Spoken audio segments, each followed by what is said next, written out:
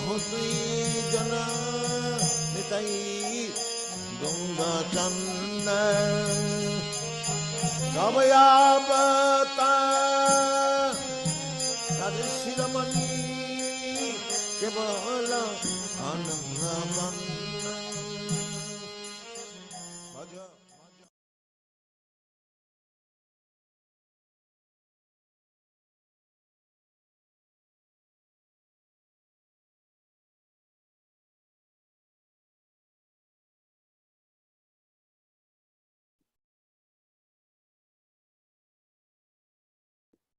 Hare Krishna, dear devotees.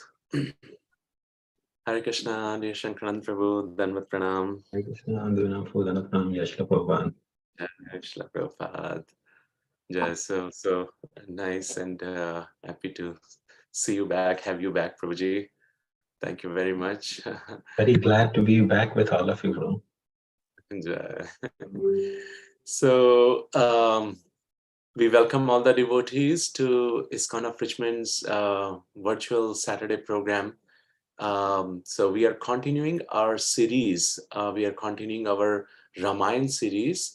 And for past couple of weeks, we've been getting to hear about the heroes of Ramayana.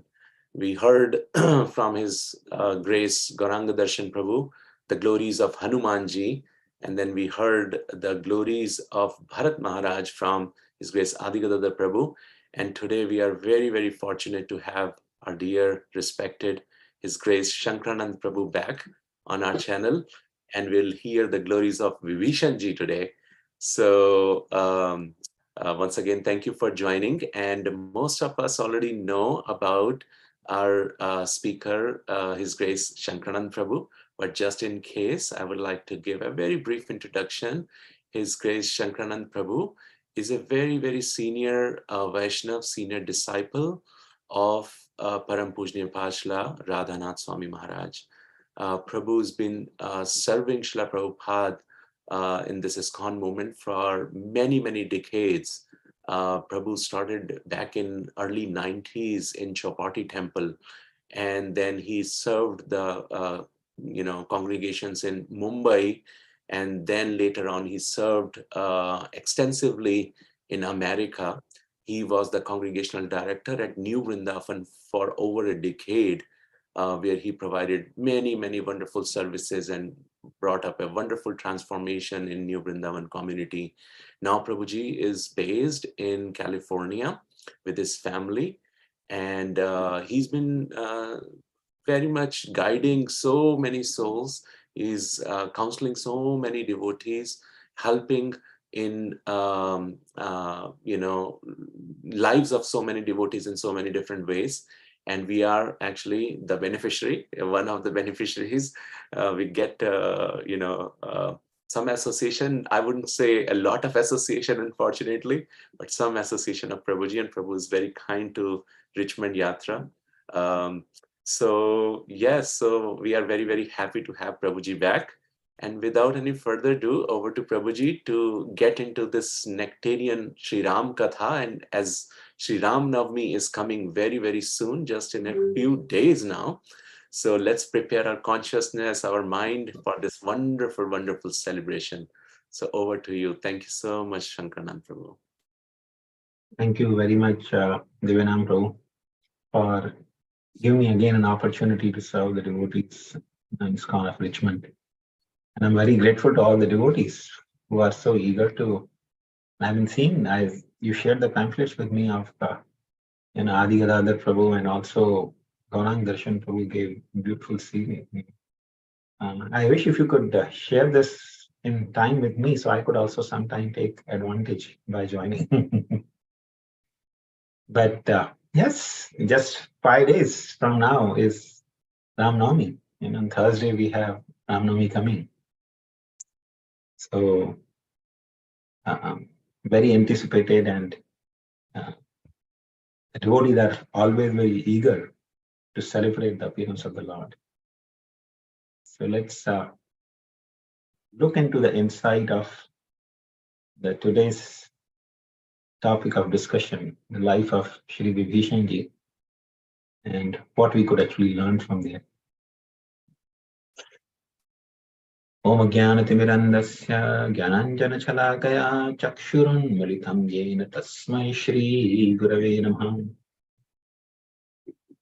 Shri Chaitanya Manobishtam Sthapitam Yena Bhutale Swayam Rupa Kadamahyam Tadati Swapadantikam Vandeham Shri Guru Shri Yuta Padakamalam Shri Gurun Vaishnavamishcha Sri Rupam Sagrajatam Sahagana Raghunathanvitam Tam Sajivam Sadvaitam Savadhutam Parijana Sahitam Krishna Chaitanya Devam Shri Radha Krishna Padam Sahagana Lalita Shri Vishakhanvitamishcha He Krishna Karuna Sindhu Deenabandho Jagatpate Gopesha Gopika Kanta Radha Kanta Namostute Tapta Kanchana Gaurangi Radhe Vrindavaneshwari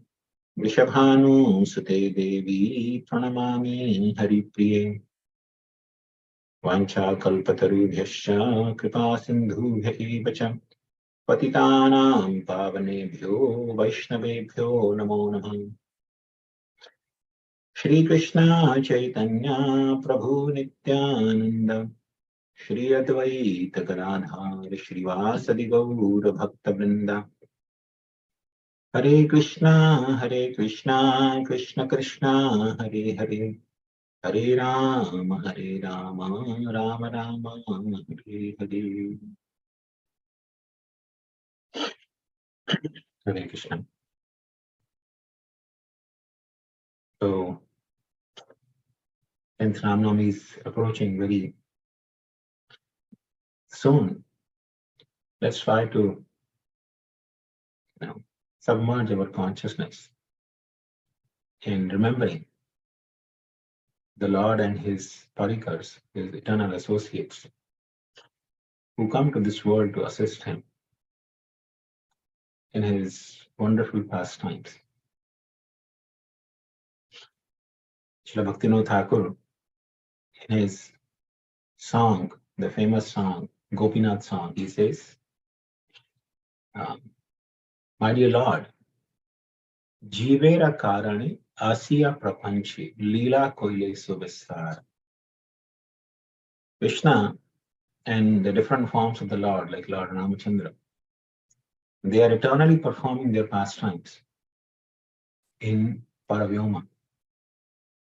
As Krishnadas Kaviraj Goswami says, Maya Tite Paravyome Tasavara Avasthan. Beyond this material creation, there is Paravyoma, spiritual sky, where all the forms of the Lord, they have their eternal residence. So beyond this material creation in the spiritual sky, the Lord eternally resides with his devotees and performs pastimes. And there are innumerable planets. There is Golok Vrindavan, where Krishna is performing his Leela with all his parikars, his eternal associates. Srimati Radharani, Nanda Maharaj, Yashoda, Gopis, Gopas, cows. Similarly, there is Ayodhya Dham, where Lord Ramchandra is eternally performing his pastimes. But, the Lord has actually no business coming to this material world. This material world is like a prison house, where all the living entities, more or less, inimical toward the Lord. That means they have given up their association out of aversion. We don't want to see the Lord.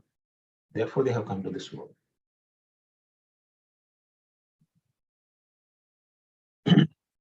So why you want to even go to a person who has animosity towards you, who has hatred towards you, doesn't want to see you?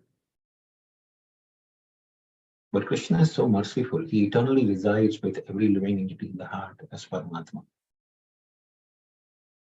Anticipating the moment this living entity actually looks towards me, I want to provide all the facilities to bring him back home, back to Godhead.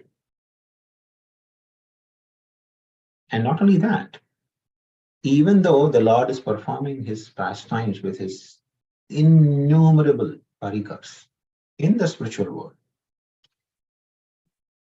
he's not satisfied or happy because he remembers the living entities in the material world who are also his part and parcels. He wants to bring them also back, whether they are, sleeping state in the body of Mahavishnu, or they are performing so many karmas, the activities which causes them more and more bondage. From Krishna's perspective, all these living entities are actually sleeping to the spiritual experiences. The wonderful pastime that Lord is having, they are completely sleeping or unaware of those wonderful exchanges. And Lord wants to see all the living entities, even the material world, to experience the joy, the ecstasy of loving exchanges with the Lord. And therefore, from time to time, practically in every day of Brahma, the Lord comes in innumerable incarnations. Like Krishna personally comes once in a day of Brahma. But in his different forms, in his different leelas, he comes again and again, so many times in one day of Brahma. He just cannot live in peace being separated from his part and parcels. In fact, many times, the devotees may have this idea that the Lord is actually, happy. He doesn't really have any, awareness also, or he's not even worried about the living entities in the material world. But that's not true. Each and every living entity is part of Krishna. As Srila Prabhupada says often, part and parcel of Krishna. And every single part is unique. That means no one in the spiritual world can take the place of every living entity who's here in the material world. So Krishna is missing that part. Like in a machine, if you remove one part, machine still goes on. Sometimes there are a lot of screws and nut and bolts and so many parts are there in the machine. Now, so you may remove one or two parts and still the machine works well. Nobody really notices. But the machine, we know, doesn't work exactly the way it's intended to be. So Krishna, he is a complete personality of God. And every living entity being his part and parcel. Not that Krishna is, in the spiritual world miserable, but in the back of his mind, he has the feelings that if these part and parcels who are separated from me and suffering in the material world, they should be also brought back. So therefore, he keeps expanding his leelas to the material world. He brings all his entourage, his dham, his associates to this material world. Only for one purpose, to attract the minds of conditioned souls, to bring them back home, back to Godhead.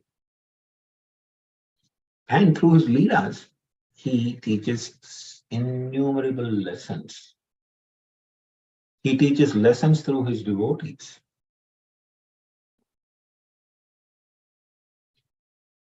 So, Vibhishana is one such personality through whom Lord Ramchandra taught a very unique and wonderful lessons. Though often very much misunderstood personality. The only person in the demons dynasty who was a great Mahabhagavat Vaishnava, and yet most misunderstood. People even have sayings. condemning Vibhishana's attitude. So let's try to look into the life of Vibhishana today. Vibhishana, along with Ravan and his other brothers, Kar, Dushan, Kumbhakaran, sister Subhankha, he was born in the family of Pulastya Rishi. Who's Pulastya? Pulastya is one of the great sages, son of Brahma. Brahma had many sons, headed by Kumaras, Sanat, Sanatan, Sanandan, and Sanat Kumar. And Pulastya is one of the great sages who was actually born from the mind of Brahma, called Manasputra, just like Narad Muni is also called Manasputra of Lord Brahma. So Pulastya Rishi was instructed by Brahma to perform tapasya. So he went to a place called Trinabindu, the ashram of Trinabindu. So Trinabindu was actually a great Rajrishi, a king, who had retired from his kingly duties and he was living in an ashram. So that place was called as Trinabindu Ashram. It's near Meru mountain, near the foothills of Mount Meru. So Pulastya Rishi made his residence there and he was performing tapasya. And because he was sincerely trying to worship the Lord, through contemplation, through remembrance, he was naturally very attractive. And he was following the principles of brahmacharya. So any person who worships the Lord sincerely and performs tapasya naturally attracts the beautiful young girls. So a lot of beautiful girls, from the families of demigods, the families of Rajarishis, the families of Nagas, Naga Kanyas, the princes from the Rajarishi families and Dev Kanyas, they would come. They would come to see Pulastya Rishi. But that was distracting to Pulastya Rishi. So he was getting distracted. And if you are trying to follow the brahmacharya, and trying to worship the Supreme Lord, and so many beautiful girls come see you every day. They would come every single day. And they were very much attracted hearing the beautiful hymns, because Pulastya Rishi would recite beautiful hymns from the Vedas. They wanted to hear those hymns and have darshan of Pulastya Rishi as well. So, but because it was disturbing Pulastya Rishi, he spoke a curse. He said, "From tomorrow, any girl seen by me will become pregnant." And he spoke this curse in the presence of all the girls who were there. So all the girls became afraid, because he said, "From tomorrow," so today was forgiven. So all the girls became very much afraid and they left the ashram, never to return. So they stopped visiting the ashram. But one girl, who was actually the daughter of King Trinabindu, she did not hear about that curse. For some reason, she was probably not there when the curse was spoken. So next day she came as usual, freely roaming in the ashram of Pulastya Rishi. And she felt a little surprised. Why don't see any of my friends, the girls who used to come every day? So she felt a little strange, but she still had desire to hear the Vedic mantra. So she went to take darshan of Pulastya Rishi. And as soon as Pulastya Rishi saw her, she became pale, and immediately the pregnancy was initiated in her womb. She couldn't understand what is happening, but she felt it's very strange. Just imagine, a woman without a girl, especially who had never with a virgin girl, and all of a sudden she feels pregnancy without any union with man.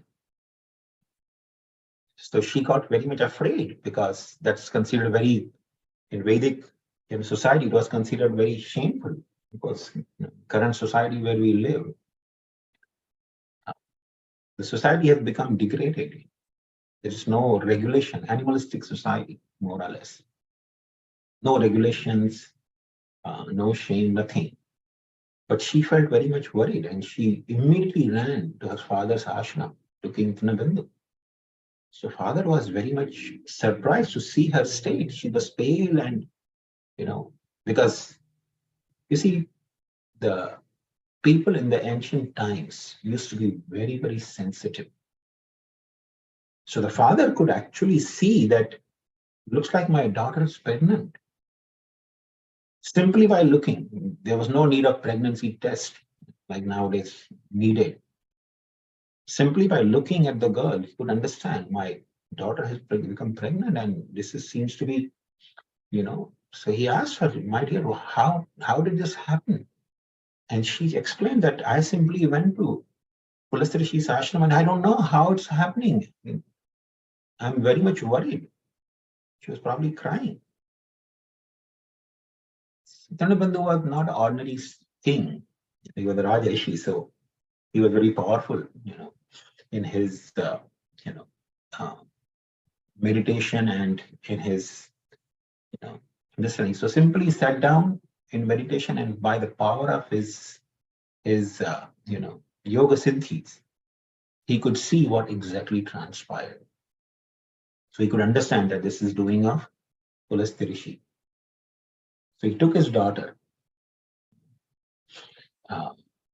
He went to the ashram of Pulasthi Rishi. And he narrated to Pulasthi Rishi what had transpired. And he requested him that, my dear sage, you are always busy in tapasya and doing so many things. So this daughter of mine, she will serve you like a maid servant. So please accept her as your wife. And Pulasthi Rishi, he could understand that because of his curse, she has become pregnant. So he accepted her.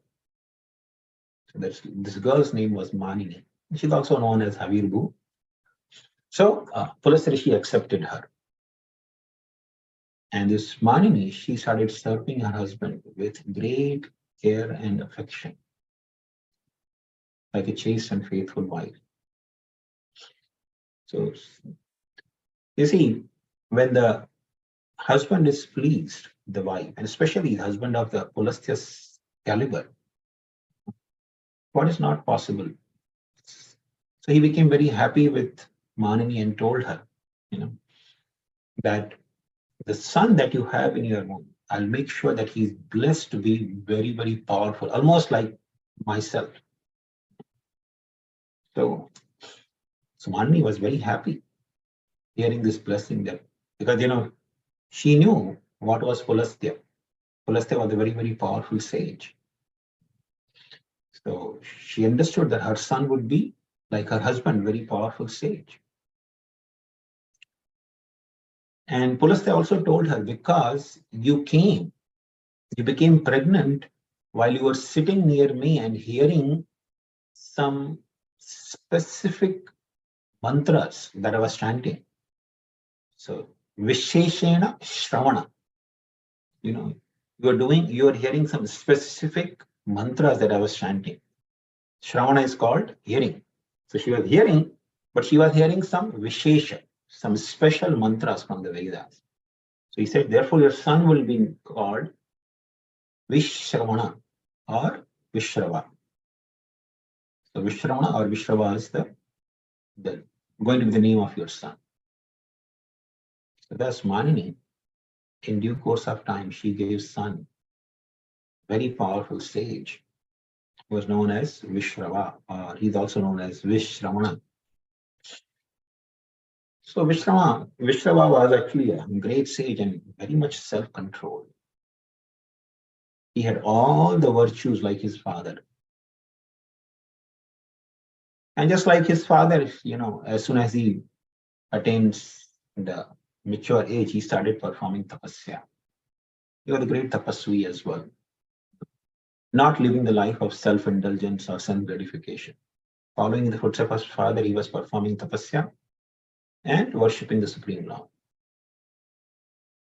So, Sage Bharadwaj, he very happily gave his daughter, Vishrava. And Vishrava, he begot a very powerful son in this wife.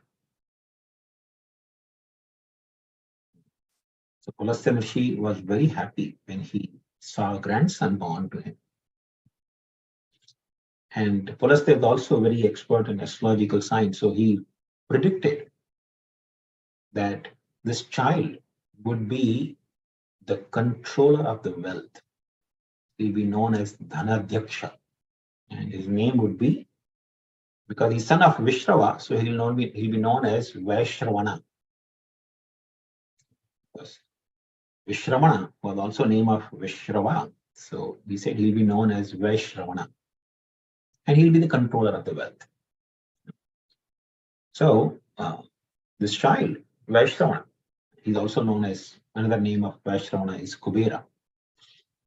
As he was born, he began to perform tapasya, just like his father and grandfather.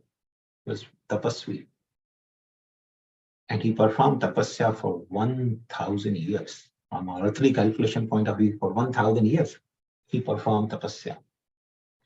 And Brahma became very pleased with him, appeared to him and gave him benedictions. At that time, there were only 3 Lokpalas. So in the east, there was Indra, Varuna was ruling the west, Yama was ruling the south, but there was no one to rule the north. And this universe has, these 4 primary directions. So Brahma appointed Kubera as the Lokapala for the north. And he also, gave immense blessings to Kubera and gave him also a Vimana. It's called Pushpaka Vimana. So after Brahma's departure, Kubera, he went to his father, Vishrava Muni, and asked him that Brahma, he gave me benediction, but he didn't tell me where should I live, where should I reside. So please suggest, my dear father, which should be my residence. So Vishrava Muni told him that, in the south, on the top of a Trikuta mountain, there's a very beautiful city called Lanka. This was constructed by Vishwakarma for demons. So before, demons used to live there, but Lord Vishnu, he fought with these demons and chased them. He killed many and he chased some of them, and they moved to Rasatala. Now they are gone to Rasatala planets, and Lanka is empty. It's a very beautiful city, so you should make your residence there. And because Kubera was also supposed to be Dhanadyaksha, so Lanka was already made of fully gold. So Kubera, he went to reside in Lanka, and were living very happily. And from time to time, he would use his Pushpak Viman to come and see his parents, Vishrava Muni. Sometimes he'd even go to see Pulastya Rishi. So now Kubera is born. Now we know Ravana is brother of Kubera. So how did Vishrava Muni, who had such an illustrious son as Kubera, ended up in having the demon like Ravana? Because Ravana, Kumbhakaran and Vibhishana, they were born to Vishrava Muni only. So this history was being narrated by Agastya Rishi to Lord Ramachandra. Okay, this is in Ayodhya, after Lord Ramachandra returned from exile. This is being narrated to Lord Ramachandra. So Lord Ramachandra, when he heard that even before Ravana, there were demons, powerful demons who used to live in Lanka. So Lord Ramachandra was a little surprised. Of course, the Lord is all-knowing. He knows everything. But, he's playing the role of an inquisitive student because he was being narrated by Agastya Rishi all the history. So he expressed his amazement. He said, "We had heard that all the demons were born from the family of Pulasya Rishi through Vishrava. I'm amazed that even before the birth of Ravana, there were demons who used to live in Lanka." So Agastya Rishi is smiling and he's thinking, "The Lord, you know everything, and yet just to inspire me, you are asking such amazing and behaving like an ignorant person, and you are asking these wonderful questions." So he started narrating the history from the mother side of Ravana and Kumbhakarna and Vibhishana. So he said, in the beginning of creation, Brahma, he created many living entities to protect the ocean, the Garbhodaka ocean, the ocean is there. So he wanted to create some living entities who could actually protect the oceans within the creation. Wherever there's an ocean, it has to be protected. So the living entities which he created, some of them resembled human forms, some of resembled aquatics in different forms. They were guardians of oceans. So, and they were all hungry. So they came to Brahma in great hunger, they were saying, "Father, please give us some, we are very hungry." So Brahma said, "No, I have created all of you to protect these waters, the oceans." So some of them, they said, "Yes, we will protect." Protection is called Rakshan. So he said, we will do Raksha. We will do protection of the oceans. And some of them, they said, "We will do Yakshan." Yakshan means worship the waters of this ocean. So Brahma was very pleased. And he told them, "Those of you who have agreed to do Rakshan, the protection of the ocean, will be called Rakshasas. And those who have, uttered the words that they will do Yakshan, they'll be known as Yakshas." So Yakshas are the worshippers of water, and Rakshasas are protectors of the oceans. So there were two Rakshasas, two demons. Their names were Heti and Praheti. They were head or in charge of all the Rakshasas. Very, very powerful. In fact, they were almost like Madhu and Kaitava, very powerful. Madhu, Kaitava, who actually were born from the body of Vishnu, Heti, Praheti were equally powerful like those two demons. But they were subordinate to Brahma, whereas Madhu, Kaitava, they wanted to eat Brahma. So Praheti was very virtuous, and he had, no desire for worldly enjoyment. So he went for tapasya. He was doing his duty of protecting the ocean, but he was also doing tapasya all the time. Whereas Heti had lot of worldly ambition. So he got married. Heti got married to Kalakanya, the daughter of Kala. Sometimes it's Kalakanya, sometimes it's sister of Kala, called Bhaya. Her name was Bhaya. You see, in due course of time, Bhaya is born. Everyone's life, no matter who you are. So Bhaya is daughter of Kala. Time factor causes fear in everyone's life. Symbolic also, but she was actually known by name Bhaya. So Heti got married to her, and through their union, a very powerful son named Vidyutkesha was born. He was very powerful like his father. And he was also accomplished in a lot of austerities. Vidyutkesha in due course got married to, one of the Apsara named, Sandhya, her daughter. Not Apsara, I think. Sandhya was one of the ladies. Her daughter was, I believe her name was Salakantaka. So she became pregnant in due course of time. But because she was more of a demoniac nature, she didn't like to bear the child and take care of the child. But still, she was not, degraded like the modern women who actually don't mind even killing their child in the womb. Prabhupada said this is such a heinous act.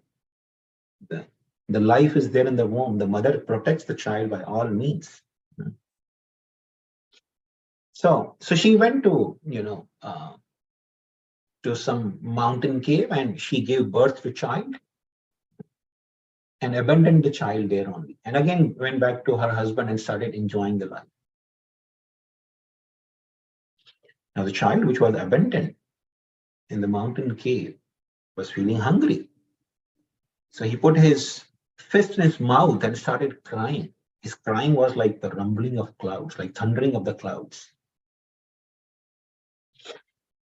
So Lord Shiva and Mother Parvati, they were passing by from there, and Mother Parvati, being mother, she's the mother of the whole universe, she felt compassionate for this child. So she immediately, by her mystic powers, made the child grow as an adult. He was a small baby, infant. He didn't have to grow through, the process of the material growth. Simply by the blessings of Mother Parvati, immediately grew into a fine young adult. And Mother Parvati was also very, compassionate. So she gave him boon. She gave boon to all the demoniac women. The demons' wives, they will not have to bear the child for 9 months in the womb because, they don't have patience. So they may end up in killing. So she said they will immediately bear the child and immediately, deliver the child. And children will also, as soon as they come out of their womb of the mother, they will immediately grow into youth. So this is the blessing she gave to Rakshasas. So this child, he grew as a very powerful young man because he was blessed by Mother Parvati. So his name was Sukesh. He was very powerful. He had his own airplane. He was roaming different places. So he married to a Gandharva named Brahmena's daughter. And through that daughter, he produced 3 sons. And these 3 sons were Mali, Sumali, and Malyavan. And these 3 sons performed severe austerities and pleased Lord Brahma. Brahma appeared to them and gave them boon. So they asked that, my dear Lord, give us the boon that we should be victorious in battle. Nobody, no living entity of your creation should be able to defeat us. And, there should be always harmony and love, loving affection between all 3 of us. Because they knew, many times in the demons in the past, if they are very powerful, somehow the demigods create a rift between them and make them fight and kill each other. So they didn't want it that. So Brahma said, all right, I give you blessing. What you want, you will have it. So these 3 brothers became, by the dint of the boon of Brahma, they became so powerful. And they were all united, very much united with each other. And being blessed by Brahma to be almost like invincible, they started troubling all the sages and demigods. This is naturally the result of attaining the material powers. If anyone in the material world becomes powerful, they actually attain the wealth and strength, then they naturally start persecuting others.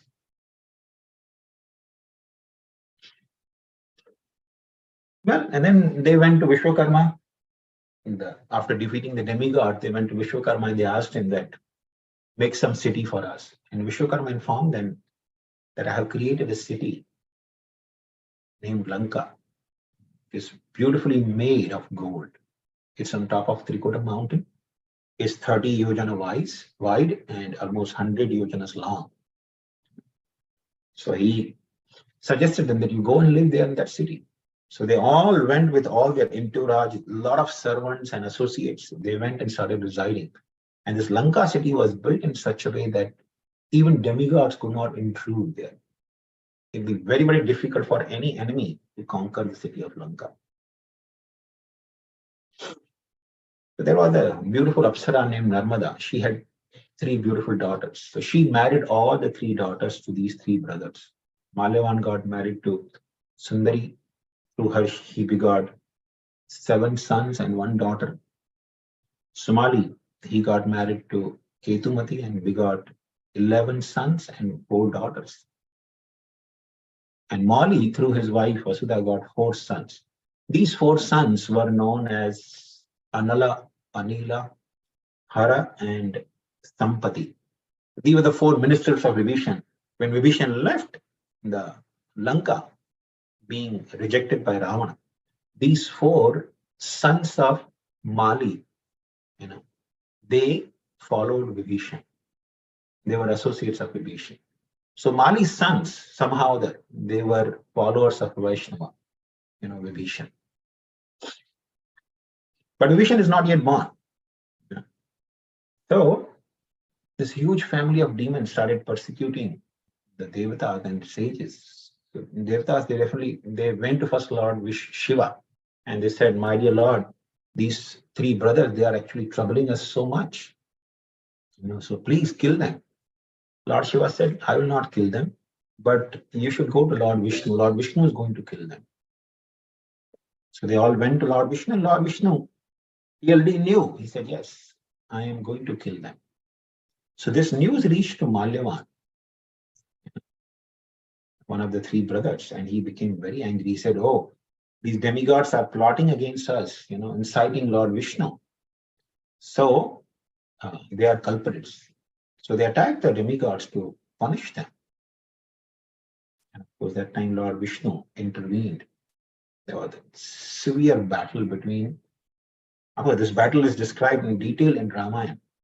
One won't go into that, but in that battle, Lord Vishnu, these 3 brothers, they actually fought very furiously. Out of 3, Mali was killed by Lord Vishnu, and Sumali and Malyavan, they ran away. They actually left Lanka and went to Rasatal. Especially Sumali, with his wife and children, he moved to Rasatal planet. So now Kubera started living in Lanka. So once Sumali, from Rasatala, he came to earth and he saw Kubera flying in the Vimana. And he saw the opulence of Kubera. And he understood this is because he's son of Vishrava. So he went to one of his daughters, her name was Kaikasi. He told Kaikasi, "My dear daughter, it is actually very difficult to know that which girl will get which husband. Especially for the father, it is a great suspense. He doesn't know where my daughter will end up in. It's always anxiety for the father." And that's the reality, every father, as the daughter is growing, so has great anxiety where she'll end up in. And especially in today's day and age, it's actually much, much more anxiety. And previous ages, father used to choose a husband, and they would choose the husband with great deliberation. They would match the horoscope and make sure that the girl and boy will get along with each other. They would see the social status and everything they would be considered. Nowadays, there's no such consideration only. Girls mostly end up choosing the boy for themselves. And therefore, it's a great anxiety for the parents. So he told her that, "I want you to please go to Vishrava Muni and choose him as your husband." Because, Somali was kind of a Kshatriya. So Kshatriya Kanyas, they were allowed to choose their husband. And especially when the father is asking. So Kaikasi, following the father's instruction, because father told her, if you get married to Vishrava, you will have a powerful grandson. You will have a powerful son like Kubera.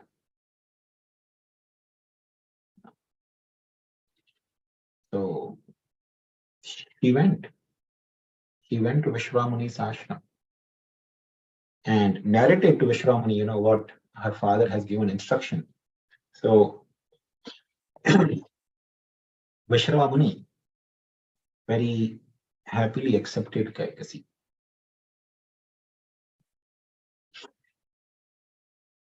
And he told Kaikasi, but you have come to me in a very inappropriate time, inauspicious time. I see, Kaikasi wanted a powerful son like Kubera. Kubera was not only powerful, but he was very virtuous, austere, and respectful to the sages and Brahmanas, respectful to his father, his grandfather. But said Vishra said, because you have approached me in a very inauspicious time, your sons would be great demons. And Kaikasi said, I don't want demons. I want nice children. Please, my dear husband, make sure that I have good children.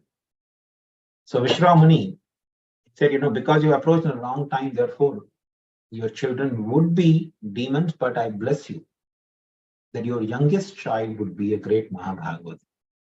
He would be a great devotee.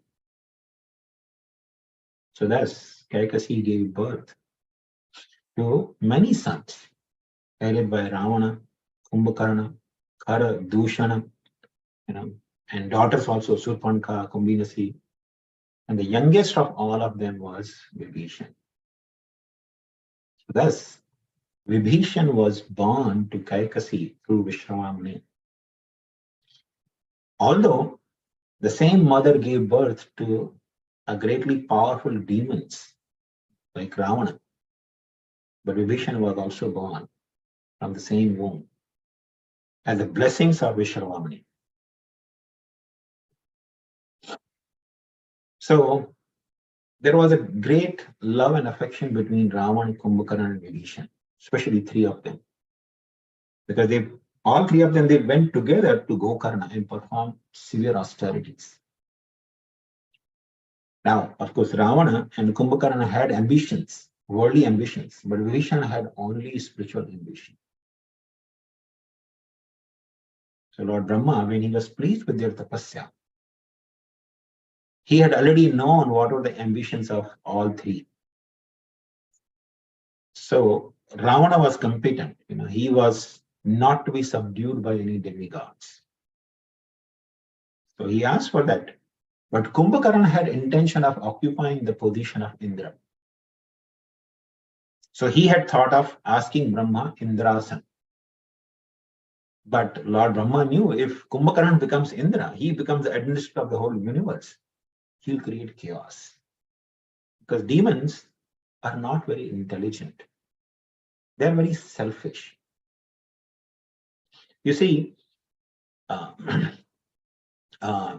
if you see the history of the world, like for example, Srila Prabhupada actually sometimes quotes this, saying that,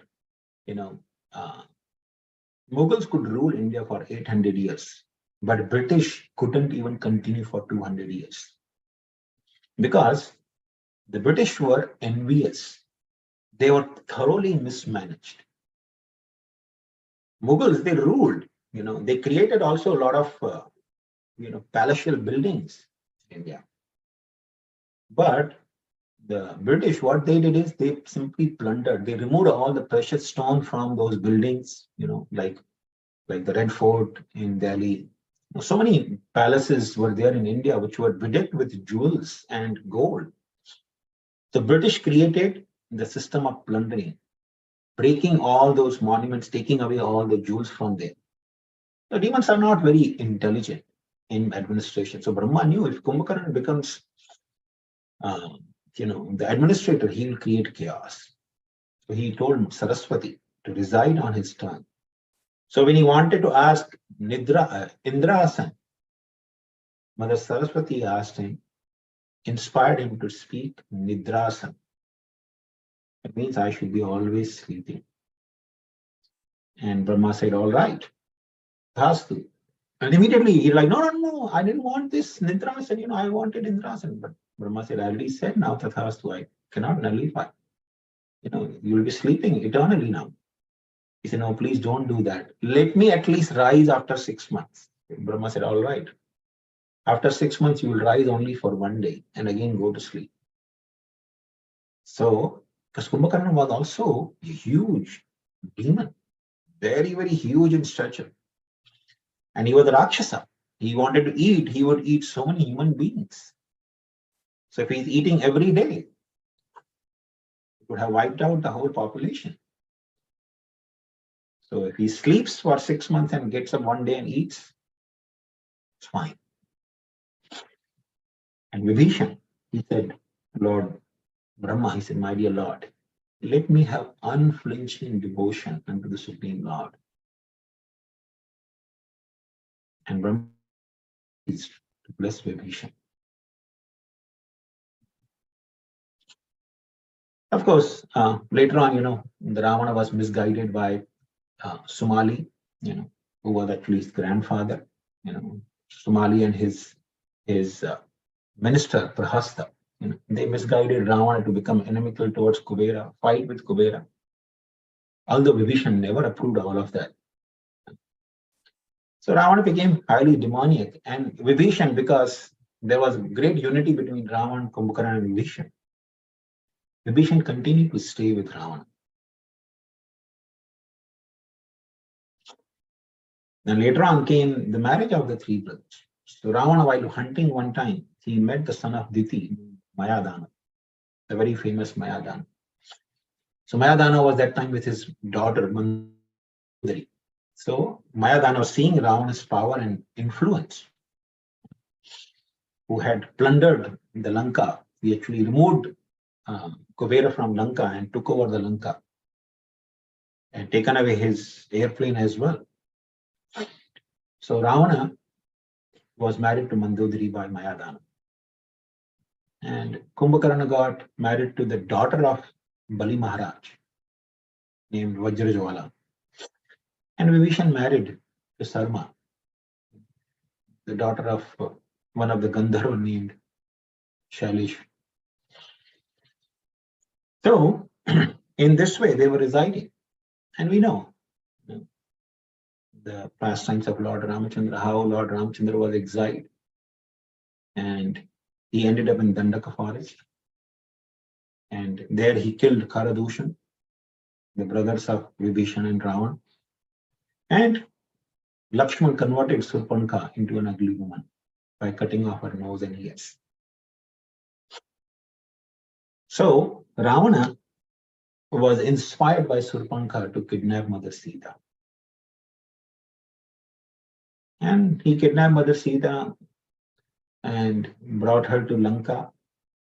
Then later on, Hanuman visited Lanka. Hanuman, when he came to Lanka, he actually created so much nuisance in Lanka. He destroyed the favorite garden of Ravana, called Ashok Vatika. He destroyed it. He killed the son of Ravana named Akshay Kumar. And Indrajit, he used Brahmastra.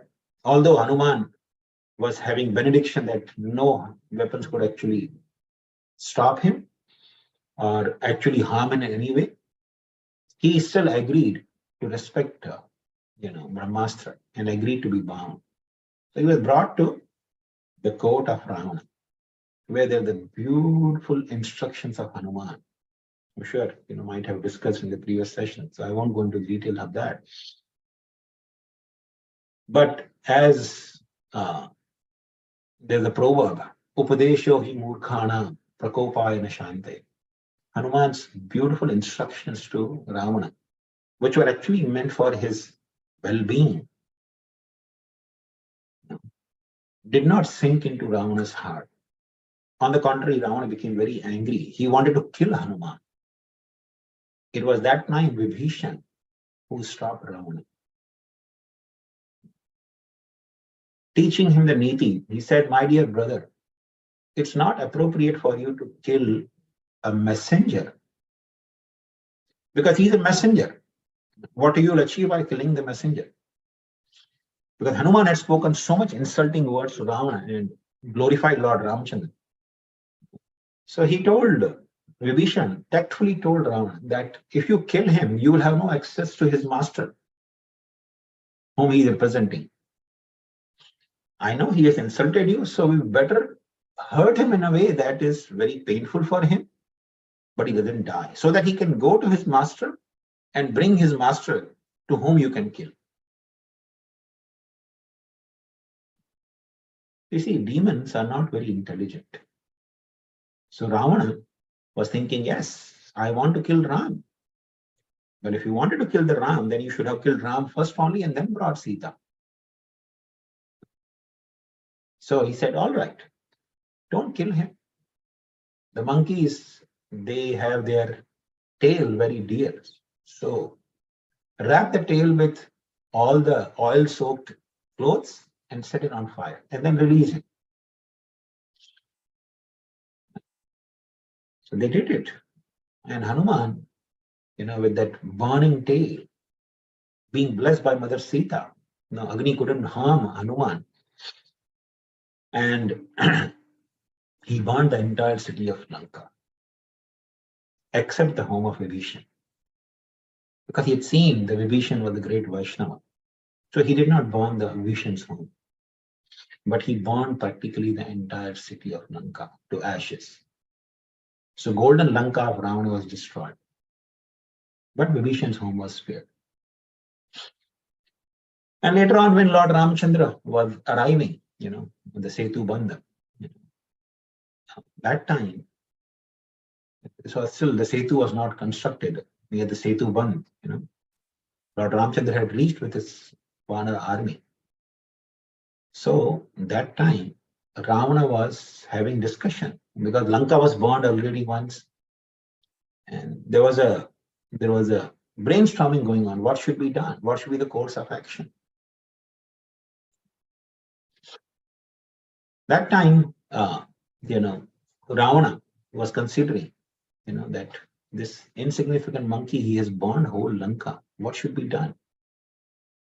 So the less intelligent ministers of Ravana, they started telling, my dear Lord, why you are so much afraid? Why are you even concerned? You see, the whole Lanka is burned to ashes, and this is what they are, advising him. Why should we be concerned? We were negligent in case of Hanuman. Therefore, he could take advantage and burn the Lanka. Now we are not going to be negligent. Ram is just a human being. You have conquered the demigods, the Rakshasas, the Gandharvas. Practically everyone in the universe is afraid of you. It was not true. Ravana was kicked out by Lord Vamandev when he wanted to actually conquer Bali Maharaj. So, but they started, glorifying Ravana. My dear Lord, you have nothing to worry. You are so powerful.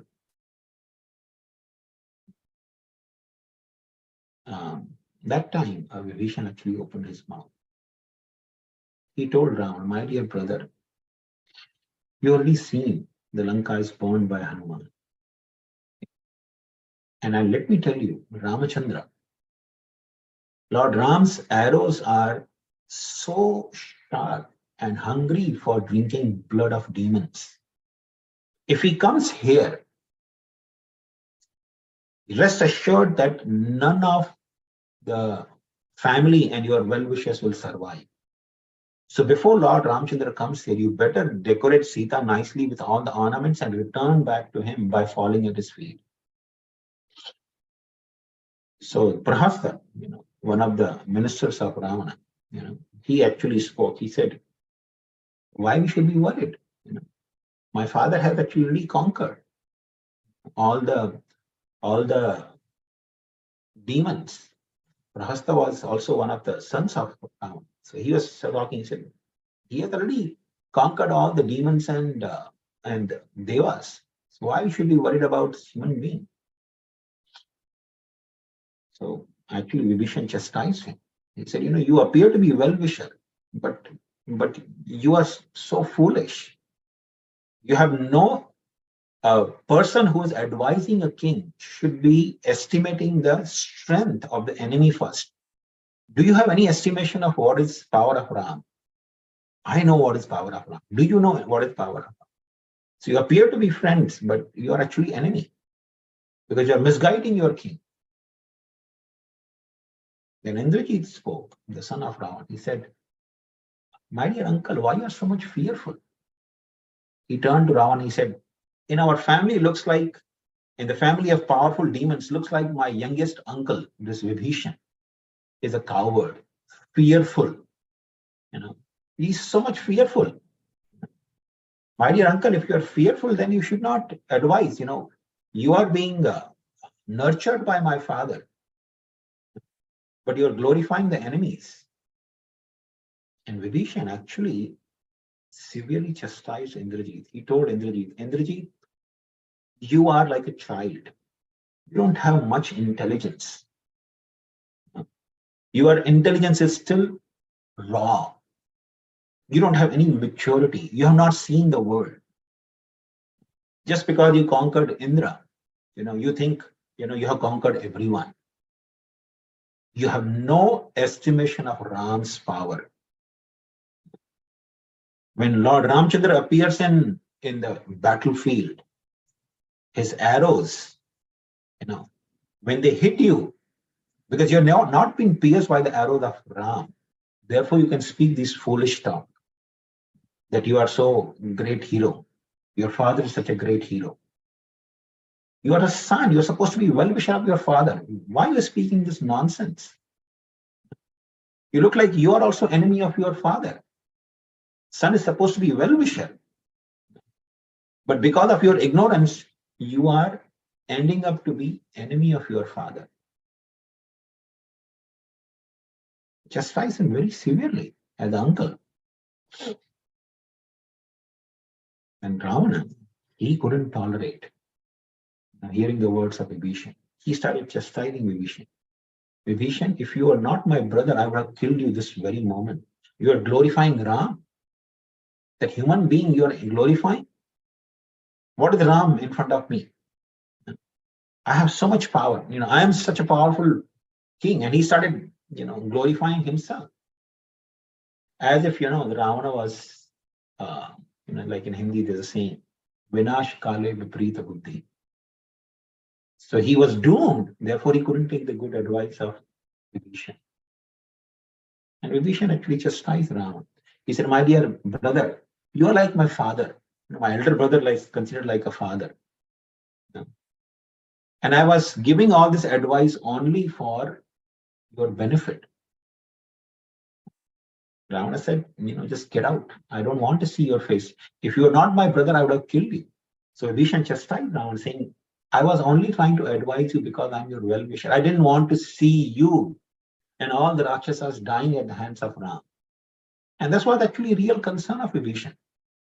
Vibhishan was fully aware of the potency of Lord Ram.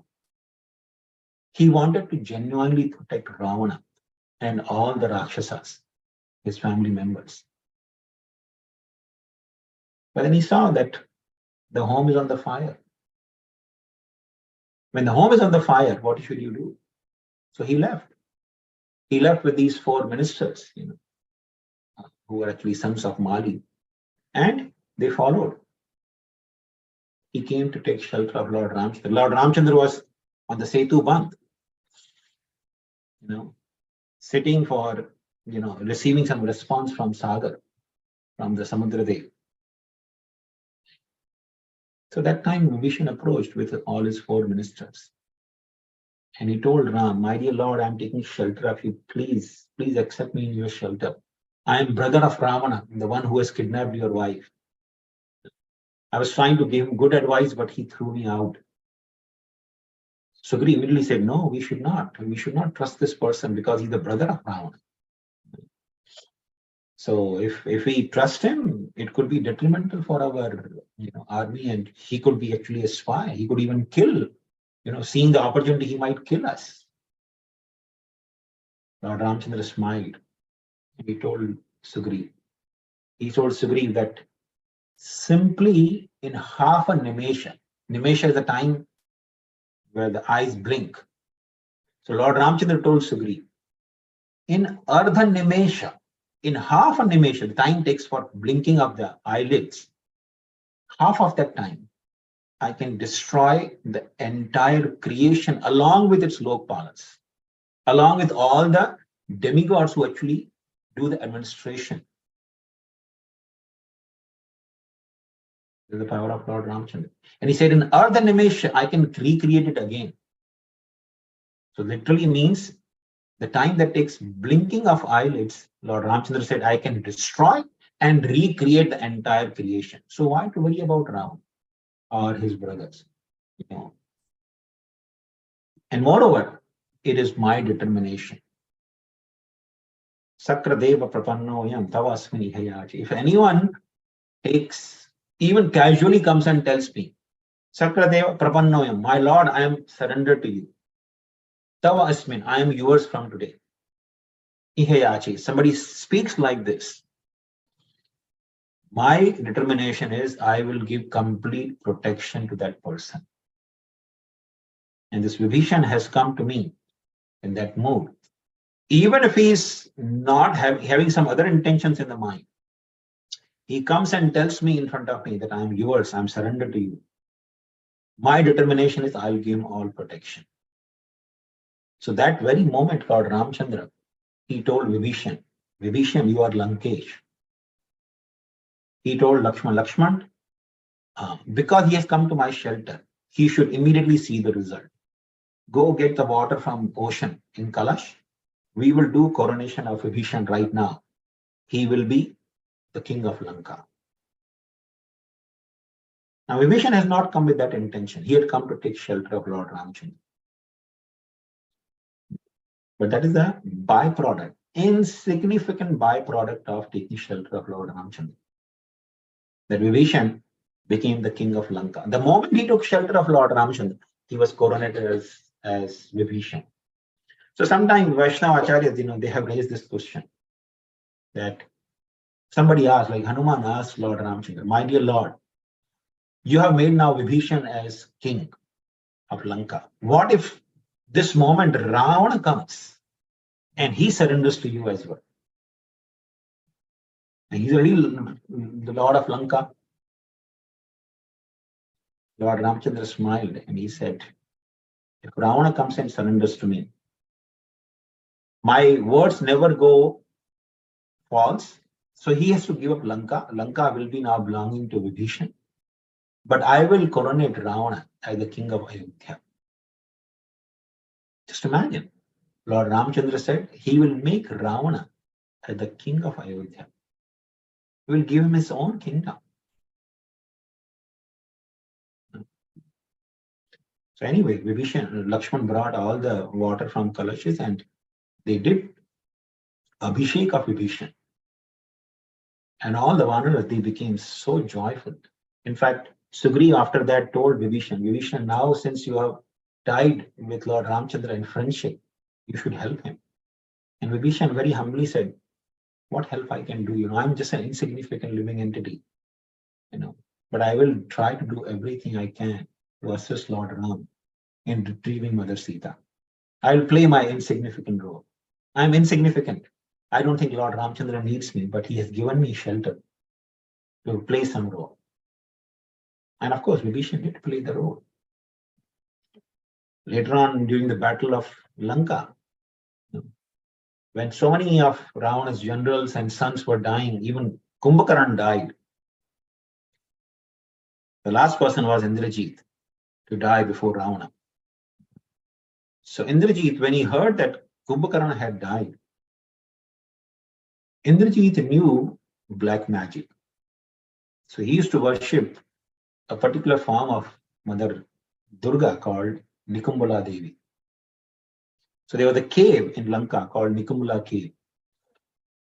So there was the temple of Nikumbala Devi.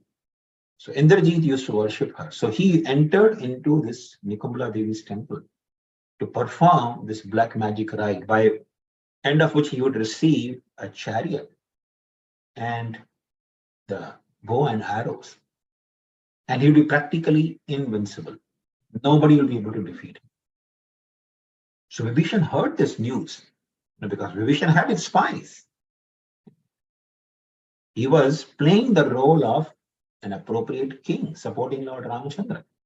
So he had his spies, and spies came and told him.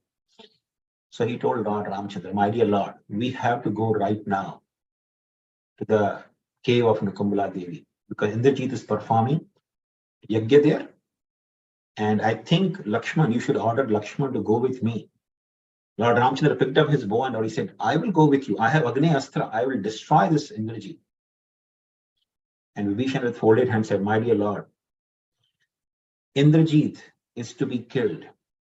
Only the Brahma has destined his death at the hands of a person who had performed austerities for 12 years by not eating anything and without sleeping.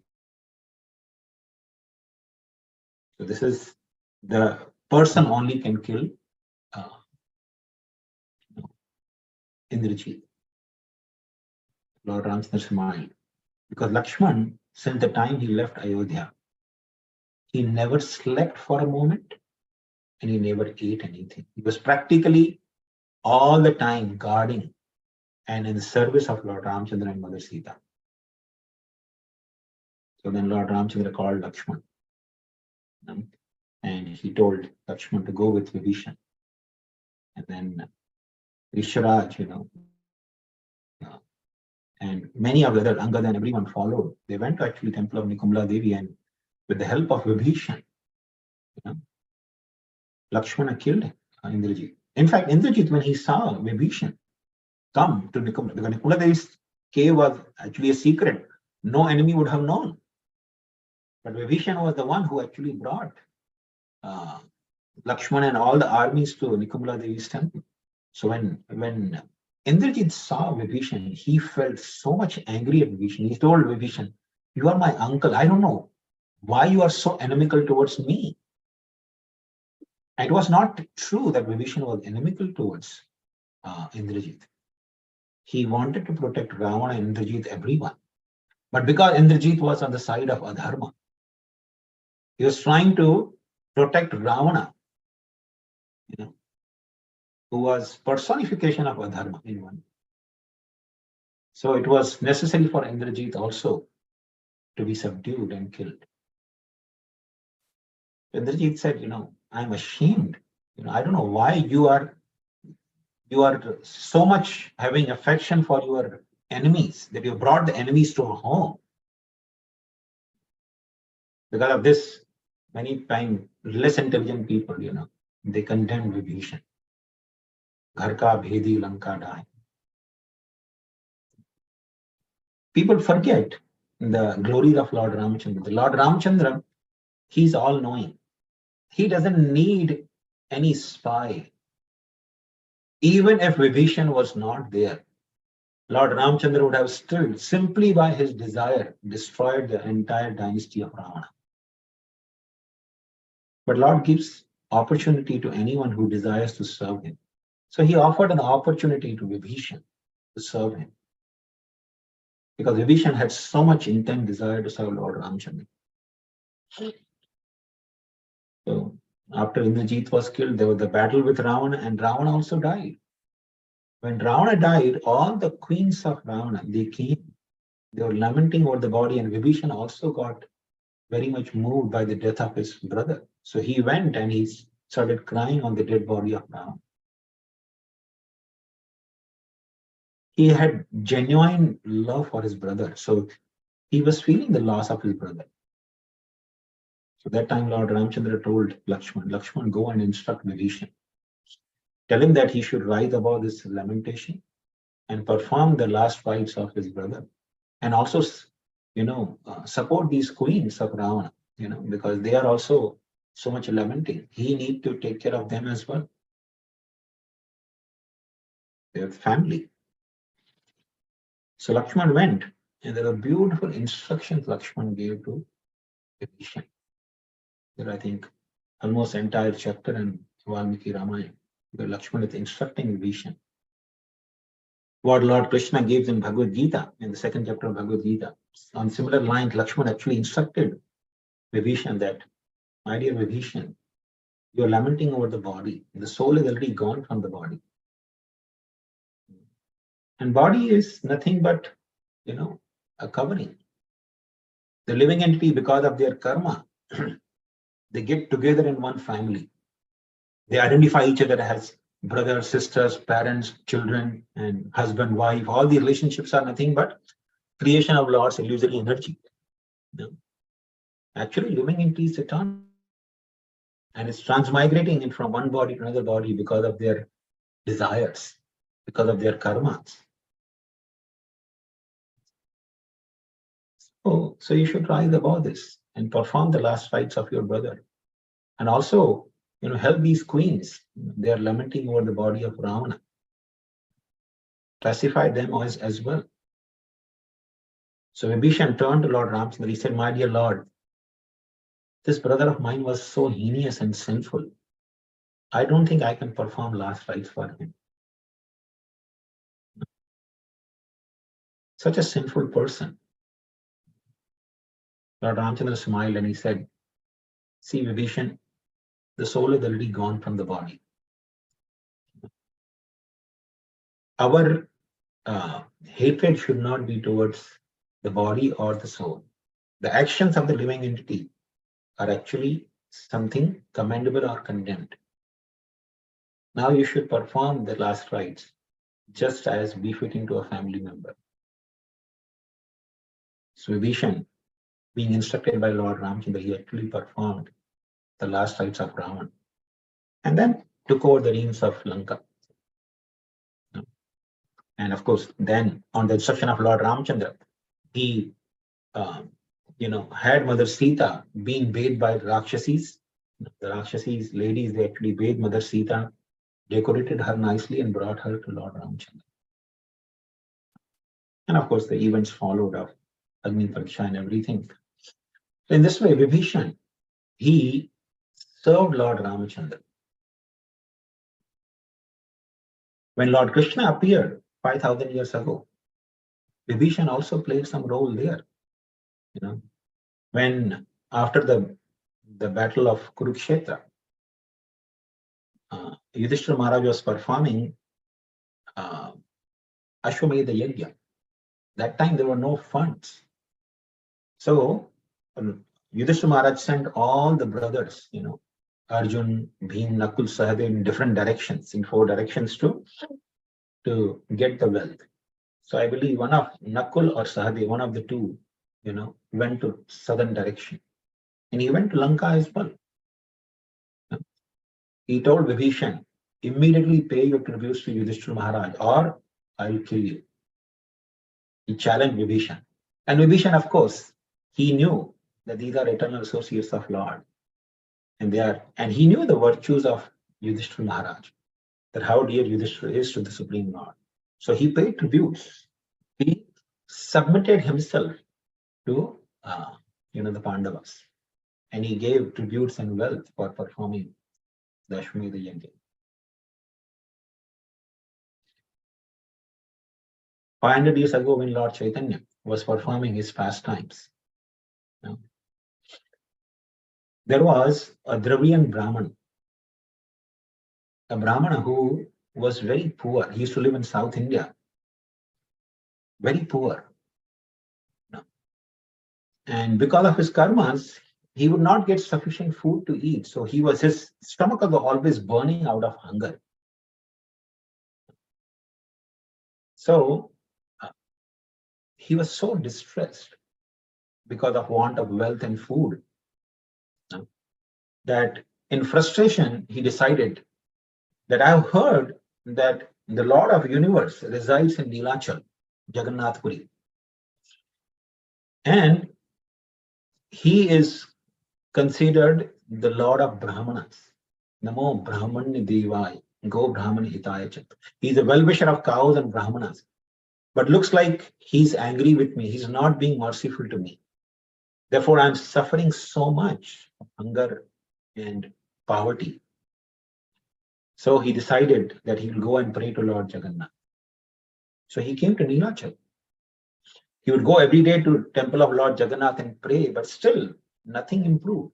He continued to remain in poverty, and many times he would not even get sufficient food to eat. So he started complaining to Lord, my Lord, why you're not giving me sufficient? I'm suffering so much. Can't you see my suffering? And still nothing happened. So he decided, I will throw myself in front of the chariot of Lord Jagannath and kill myself. So this was his determination. So no, I will drown myself in ocean. So he went to the ocean to drown himself. Couldn't even wait for Rath Yatra. So he went to ocean to drown himself. And as he was entering the ocean to drown himself, he saw a very huge, colossal figure, person. He started walking out of the ocean. He emerged from the ocean. And he was very huge in stature. So once the person came out of the ocean, he, by his mystic powers, reduced his size like an ordinary human being. So this Brahmana thought, oh, this must be Lord Jagannath. He has come to deliver me, to relieve me from my difficulties. So he started walking behind this person that he had just come out of the ocean. So this person turned back. He said, why are you following me? Who are you? So he explained, I am a Brahman, a very poor Brahman. And because, I'm not having sufficient food, I came to, I've been starving. I decided to kill myself by refraining from food. Now I was thinking to drown myself in the ocean.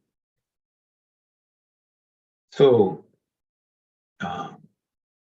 Brahmana then asked this person who had come out of the ocean, he said, who are you? The person said, I am whoever I am. Why you want to know? Why should I even tell you? I don't want to tell you. And by the way, why you want to kill yourself? So the Brahmana explained that whole life he had been in poverty. He doesn't even get sufficient food to eat many times.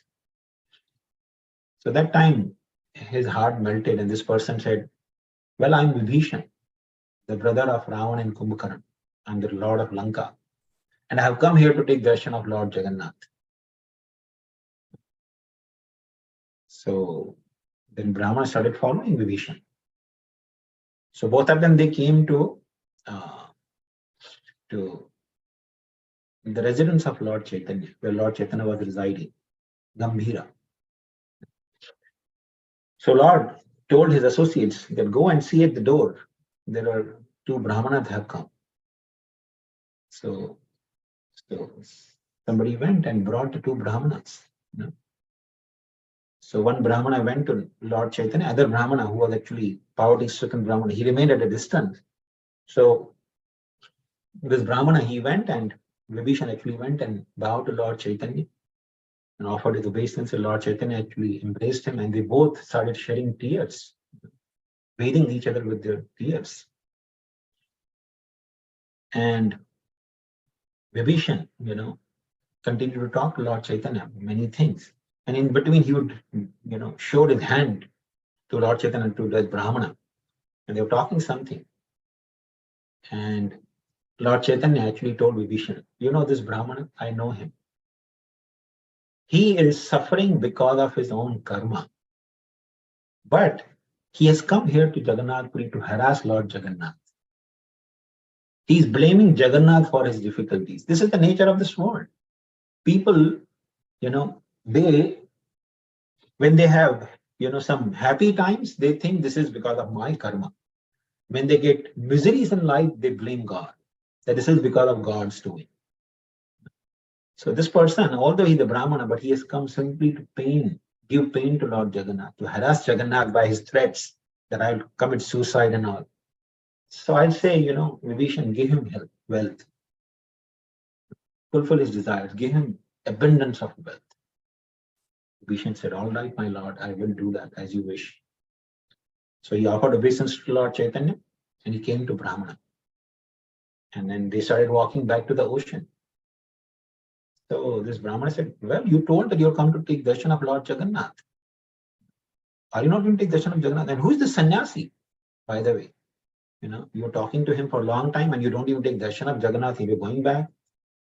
So Vibhishana turned and he told him, you fool, that sannyasi is none other than Lord Jagannath. He had appeared in the human form as a sannyasi. And he had instructed me to give you wealth. Come to your Dravid Desha. I'll take you to your home and I'll give you abundant of wealth, whatever you want. The Brahmana, when he heard that sannyasi is actually Lord Jagannath, he started weeping and crying. He fell at the ground. And he told Vibhishana, he fell at the feet of Vibhishana, please take me back to that sannyasi. I am such a fool, I am been hankering for wealth. I just want to fall at the feet of that Lord. Please take me back. So Vibhishana said, all right. So they both walked back to Lord Chaitanya. And the Brahmana went and fell at the feet of Lord Chaitanya. He said, my dear Lord, please forgive me. Forgive me, I am such a fool that I came to Jagannath Puri to ask for some material wealth. Now, I know I've been suffering because of my own karma. But I was troubling you. Please forgive me. I don't want anything. So Lord Chaitanya smiled. And he said, well, then go and suffer the reactions of your karma. But he still told Vibhishana to give wealth to him. So the Lord actually delivered that Brahmana. And in this way, Vibhishana was engaged in the service of Lord Chaitanya as well. So this great Mahabhagavat Vibhishana was actually very much misunderstood, did the most appropriate thing by abandoning Ravana. Generally in this world, there are three considerations: Niti, Dharma, and Adhyatma. One should reason in three ways. So Niti means the worldly gain. In this lifetime, how will I gain? Or how will I be happy? That is the Niti Shastras. The scriptures related to Niti, they give us instruction how you can be happy in this lifetime. Only limited to this lifetime. What you should do that you can be happy in this life. Then Dharma Shastra teaches what you should do, even if it is Niti saying one thing, you can go otherwise to make your next life better. That is Dharma Shastra. And Adhyatma Shastra says how you can actually please the Supreme Lord. How you can get out of cycle of birth and death and attain the shelter of Krishna's feet. What you should do, that is described in the Adhyatma Shastra. So let's see from Niti perspective, Vibhishana knew that Ravana was doomed. Not only Ravana, but anyone who stood by Ravana is doomed. They are going to die. It's like the whole Lanka is on fire. Everyone who lives in Lanka is going to die. Anyone who stands by Ravana is going to die. So as per Niti, what should one do? If home in the fire, you should leave home. Try to save yourself. Suppose your home is on the fire, and some family member in the home says, no, I have lived in this home. This is my home. I cannot leave. I lived in this home. I'll die in this home. And home is on the fire. And the person is not willing to budge an inch. What should you do? You should stay with that person and burn yourself or walk out. So Niti says you should walk out. You shouldn't burn with that foolish person, even if it happened to be your own family member. So according to Niti, Vibhishana saw that Lanka was on fire. Everyone who stood by Ravana is going to die. So as per Niti, he did the right thing. As per Dharma Shastra, one should follow Dharma. One should never support Adharma. And Vibhishana knew that Ravana was Adharmi. He had kidnapped so many people's wives. One may kidnap a girl to get married. That is Rakshasa style of Vivah. But one should never kidnap somebody's mother or wife of somebody else. If a woman has given birth to a child, she's a mother. If some woman is married to someone, she's wife. So wife or mother of anyone should not be kidnapped. But Ravana had so many wives of different demigods, Gandharvas, Yakshas, Rakshasas. From practically every category, he had kidnapped people's wives. He had raped people's wives. So he was Adharmi. Supporting such adharmi will definitely make a person degrade to hellish condition of life.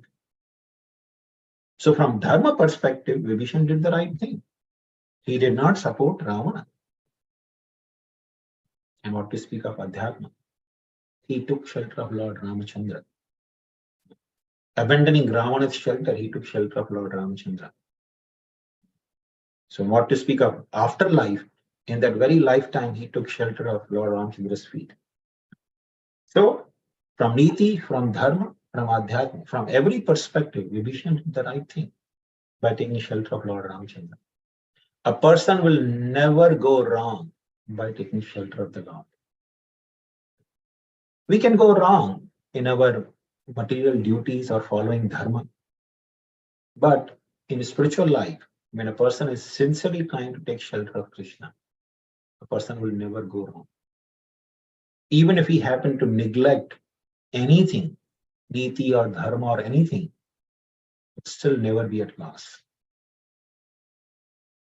As Krishna also confirms in Bhagavad Gita, Swarpam apiyasya dharma satrayate mahatoha. Even little endeavor on the path of Krishna consciousness will protect a person. So, Vibhishana's life, we learn actually this beautiful lesson that one should take shelter of the Lord.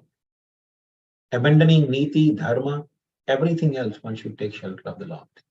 And one will never go wrong by taking shelter of the Lord. I think we'll stop here. Sorry, I went a little over time, Prabhu, but we'll stop here. If anyone has any questions, please feel free. Jai, thank you so very much. His Grace Shankaranand Prabhu ki Jai. Srila Prabhupada ki jai. Always beautiful, beautiful narration, Prabhuji. You gave such an amazing historical account of all of the, these personalities, and again, narrated this beautiful, beautiful pastimes from Ramayana, and also brought many, many nice instructions. So thank you very much for that. As it is late here, we'll see if anyone, maybe just one or two questions, comments quickly, and then we'll end here. If anyone would like to ask a question or any comment, then you can please raise your hand on Zoom. If not, then on behalf of everyone, once again, we thank Prabhuji for giving. Prabhuji. There is one devotee raised the hand, Prabhuji. Oh, I don't see it here. Bhakta Ulysses. Oh, okay. And Subarsaka Prabhuji also raised hand. Oh, why I'm not able to see it? Okay, so Bhakta Ulysses, please go ahead, Prabhu. You can unmute yourself.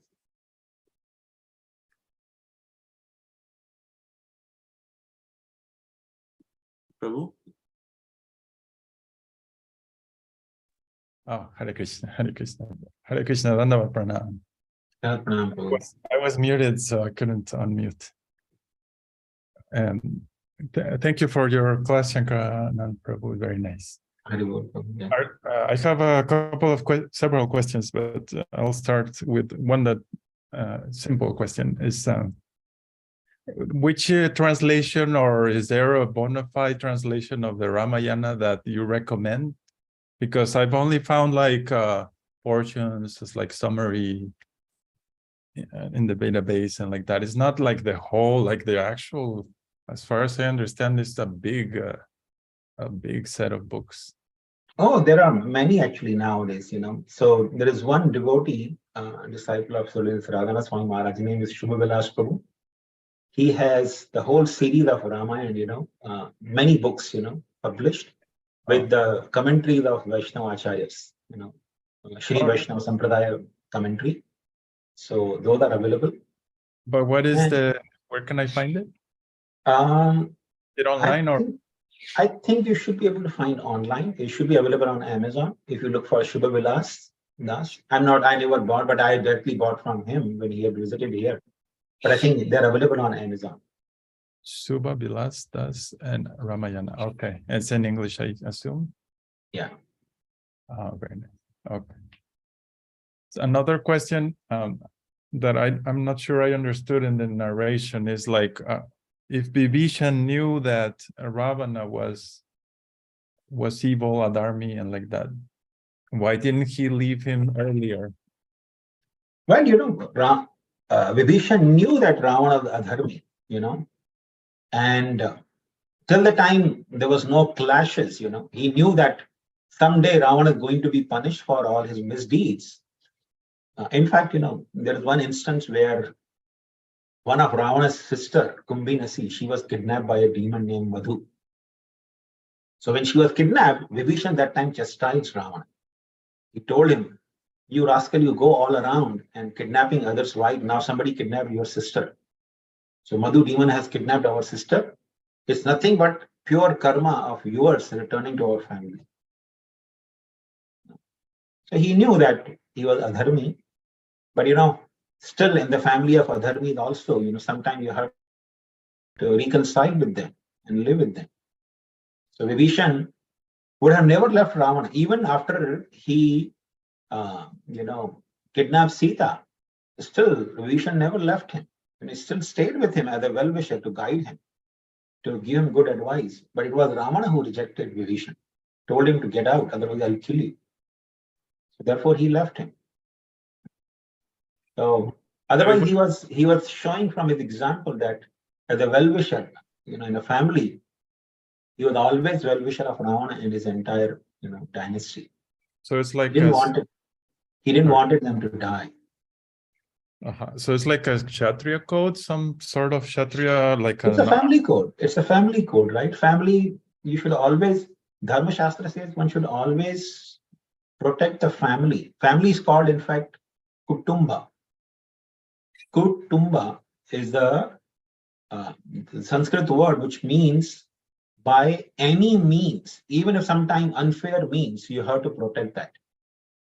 So generally people, they adopt foul means of livelihood to support the family. Therefore, the family life is called Kutumba. That by all means you should give protection to Kutumba. That's the Dharma Shastra code. One should follow that dharma. One should protect one's family and family members. If one wants good life in the next life, then one must follow this dharma. If a person neglects his family or any relationships, will suffer in the next life being deprived of that relationship or advantages from that relationship. For example, like the woman aborting the child in this lifetime, they don't want to have the child. Next life, they will suffer, even if they will be begging, going from shrine to shrine, going from doctor to doctor, they will never have a child. This is karma of aborting a child.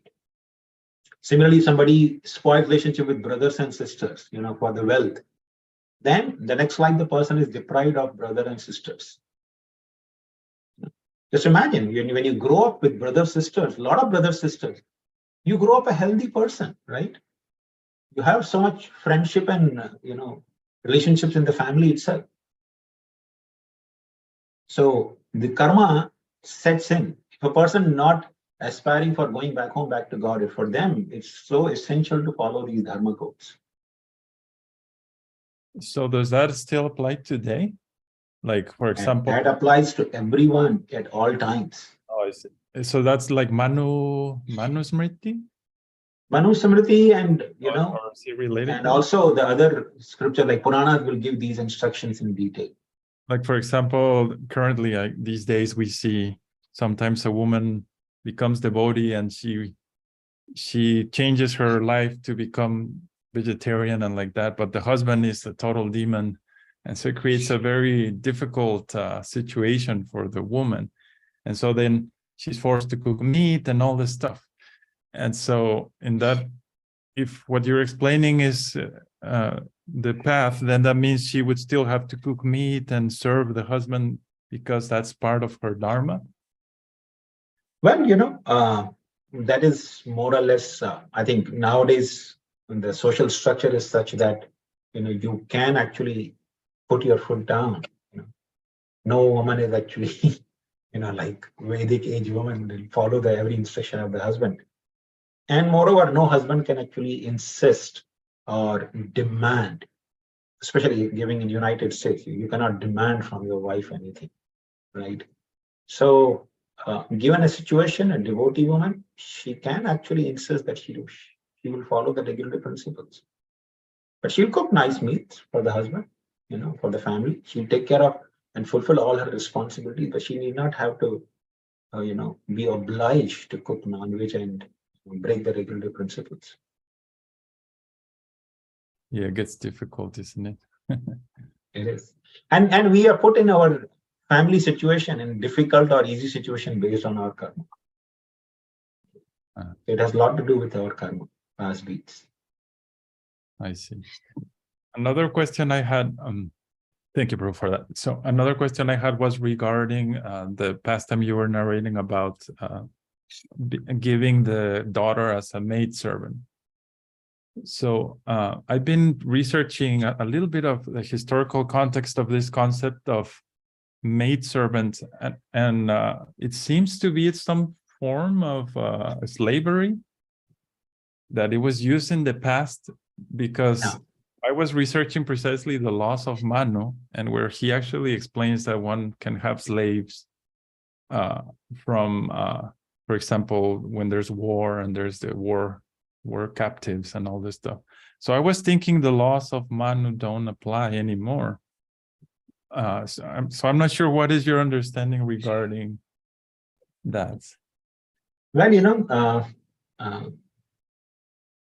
one thing we should remember is that Srila Prabhupada actually makes a beautiful quote in this regard. He says, a husband should be a first-class devotee and wife should be the maidservant of the husband.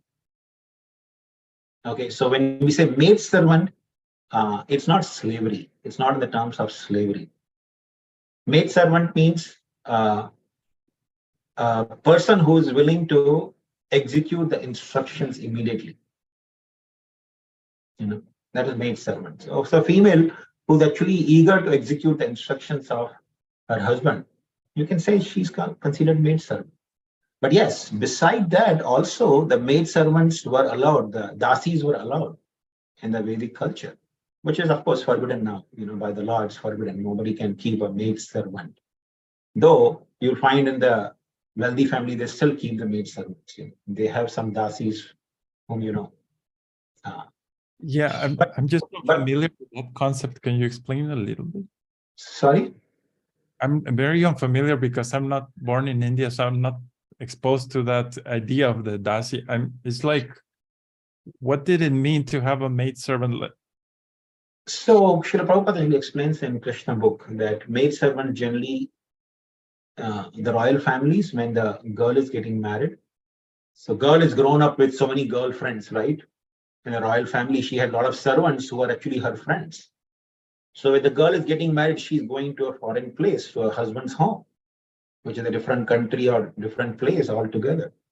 So these girlfriends who are actually her friends, they follow the royal princess with her, going as her friends, but they were termed as maidservants. So they would support the princess and they would be considered the maidservants of the princess. And sometime the king with whom the princess is married would also beget children in them. So therefore they were called dasi or maidservant, but they were taken care of fully in all respects by the king. They were not treated like slaves. They were treated like human beings. But at the same time, they were like in the like property kind of thing, isn't it? Like they were not free to go anywhere. They were controlled. No, they had all the human rights. They were not deprived of human rights. That's a very inappropriate presentation of the culture which has been given by the demoniac commentators. Like the person who commented all the Vedas. What was his name? Please remind me. Who actually was hired by East India Company in India? What was his name? I'm forgetting. Who commented on the Vedas. So he gave all the bogus presentations to break the faith of people. So whatever ideas we have of the Vedic culture in the Western world is actually by the demons to break the faith of people in the Vedic culture. It's not that the slavery was prominent in the Western world, where people were actually exploited. But the concept of das or dasi was more kind of a family member. Srila Prabhupada also mentions that servants, to whom the Sanskrit word was used as das or dasi, they were like family members. In fact, Srimad Bhagavatam, the 12th canto says, the symptom of Kali Yuga is even if the servant, the generations of the family had served the family, the master will abandon those servants. So das and dasi would be abandoned by the master if he cannot, anymore have the capacity to maintain them. But that was never the case. The das and dasis were considered a part of family. They had all the human rights. There was no need of declaring that they have human rights. They were treated as human beings. They're not treated as things or possessions. Yeah, that is the confusing part, because I was reading the Manu Samhita, and so it explains there that there are 7 kinds of slaves, and let's ask Devanam, do we have time? I think it's already 8:52. Oh, sorry. The 10, Yeah. 10 and 11. I was thinking Almost 12 there, right? also. So Bhakta Mrs. Prabhu, we can take this question offline whenever we are having session. Okay.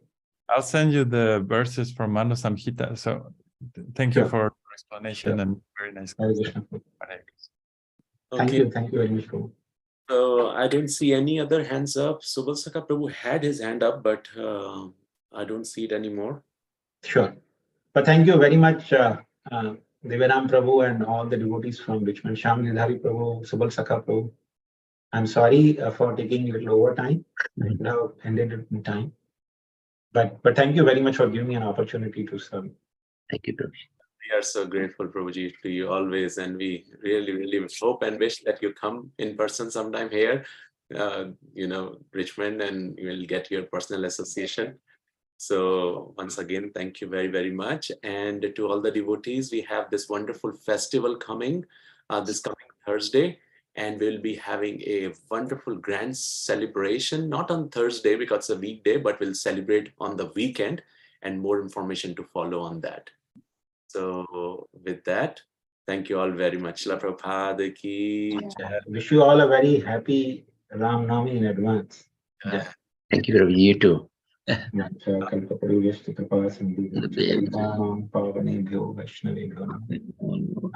Vaishnava Vrinda ki jai. Shankaranand Das ki jai. Very nice to see you, Prabhu. Yes, very nice to see you, Subal Sakha Prabhu. You offer my prams to Mataji and Yes, Prabhu. Yeah, she is just right beside me. Yes, Prabhu.